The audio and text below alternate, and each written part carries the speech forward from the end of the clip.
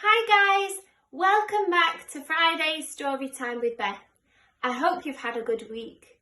Now so far we've read chapters 1 and 2 of Charlie and the Chocolate Factory by Roald Dahl. So let's see what happens in chapter 3. Chapter 3, Mr. Wonka and the Indian Prince. Prince Pondicherry wrote a letter to Mr. Willy Wonka, said Grandpa Joe, and asked him to come all the way out to India and build him a colossal palace entirely out of chocolate. Did Mr. Wonka do it, Grandpa? He did indeed. And what a palace it was! It had 100 rooms, and everything was made out of either dark or light chocolate. The bricks were chocolate, and the cement holding them together was chocolate, and the windows were chocolate, and all the walls and ceilings were made of chocolate. So were the carpets, and the pictures, and the furniture, and the beds. And when you turned on the taps in the bathroom, hot chocolate came pouring out of it. When it was all finished, Mr. Wonka said to Prince Pondicherry, "I warn you though, it won't last very long, so you better start eating it right away." "Nonsense!" shouted the prince. "I'm not going to eat my palace. I'm not even going to nibble the staircase or lick the walls. I'm going to live in it." But Mr. Wonka was right, of course. Because soon after this, there came a very hot day with a boiling sun, and the whole palace began to melt. And then it sank slowly into the ground, and the crazy prince, who was dozing in the living room at the time, woke up to find himself swimming around in a huge brown sticky lake of chocolate. Little Charlie sat very still on the edge of the bed, staring at his grandfather. Charlie's face was bright, and his eyes were stretched so wide you could see the whites all around. "Is all this really true?" he asked.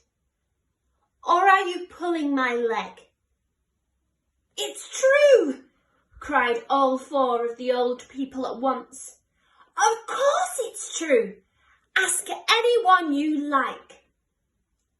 "And I'll tell you something else that's true," said Grandpa Joe. And now he leaned closer to Charlie and lowered his voice to a soft, secret whisper.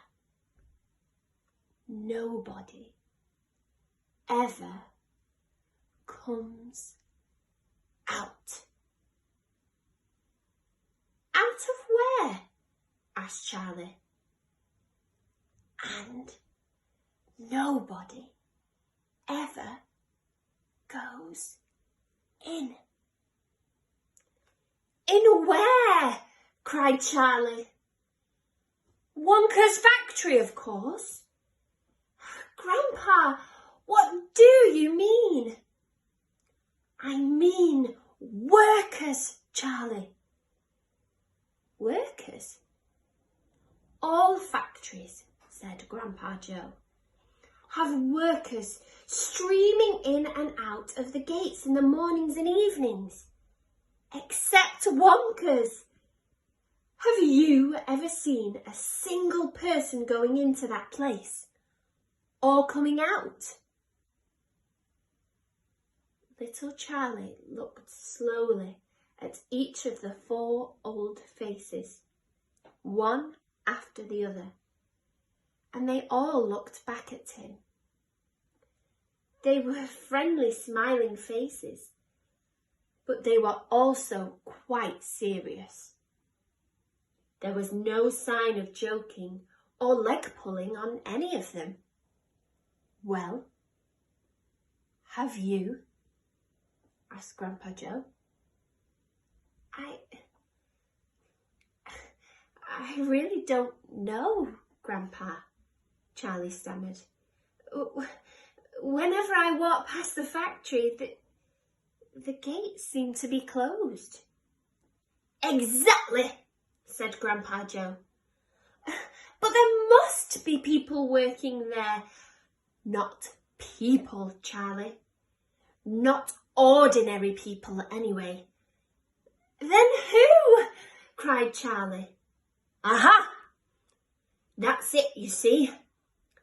That's another one of Mr. Willy Wonka's clevernesses."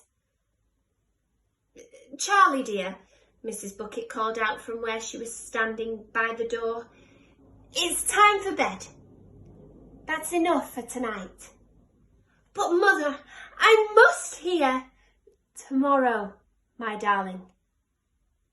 "That's right," said Grandpa Joe.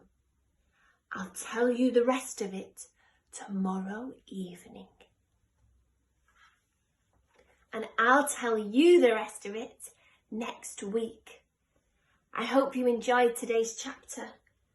Can't wait to see what happens in chapter 4 next Friday, but I'll see you then.